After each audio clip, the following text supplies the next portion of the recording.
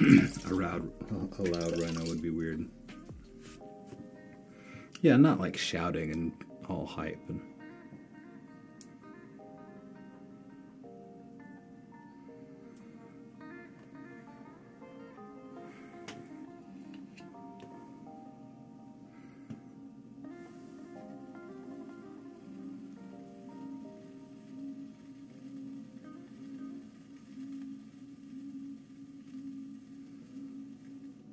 Hey, congratulations.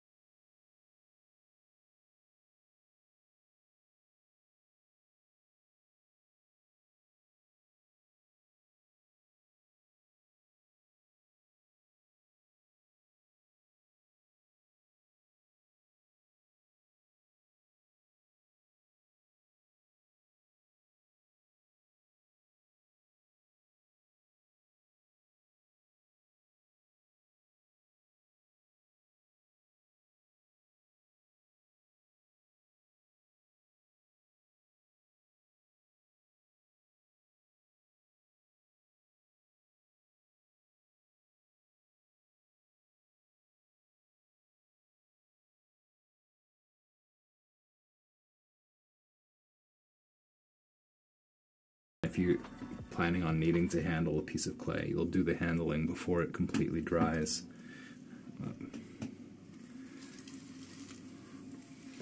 Like ideally, when you're loading your unfired clay into the kiln for the first time, you do it with slightly dark instead of bone dry. It's like just almost dry, slightly darker because of the moisture.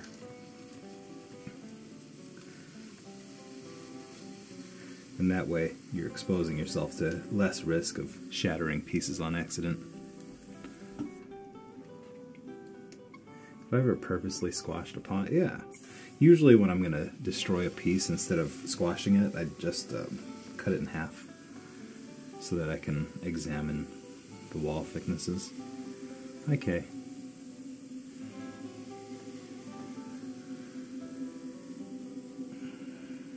Here's another lumpy, uneven piece of clay.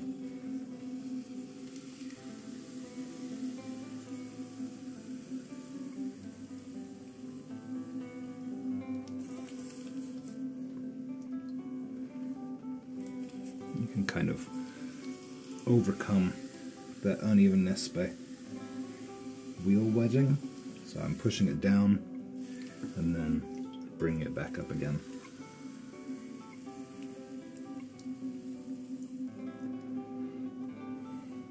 And you can see, like, it has a lot of effect on the top portion of the clay, but the bottom portion doesn't move very much. So a lot of the times I'll end up with a little bit of weird wobble in that bottom section.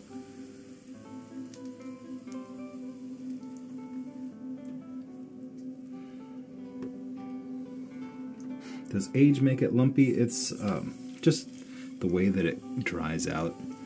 This bag of clay that I had already sectioned out into little half-pound balls. And then I've just left it in the bag because I didn't throw enough in that one sitting. So the outsides of the balls dried out a little bit and the insides didn't. And then when I throw it onto the wheel, the outside is stiffer than the inside, and I start moving those surfaces around, you end up with that disparity in softness.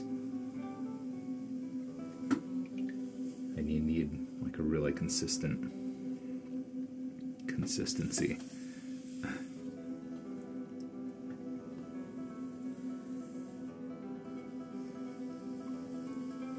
So you get any interesting differences depending on how wet you start to fire a piece at.